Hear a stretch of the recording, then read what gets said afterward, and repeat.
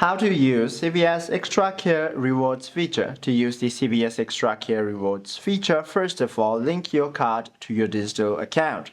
So, first of all, go ahead and launch the official website or simply launch the application. Now, proceed to log into your account. Once you've logged in, to earn the rewards on purchases, you simply have to scan your card every time you shop to automatically earn 2% back in ExtraBucks Reward on qualifying items. And if you are also looking for pharmacy rewards, you simply have to opt into pharmacy rewards via the CVS Savings and Rewards portal. So go ahead and launch any web browser of your choice, tap on that search bar, then type CVS Savings and Rewards.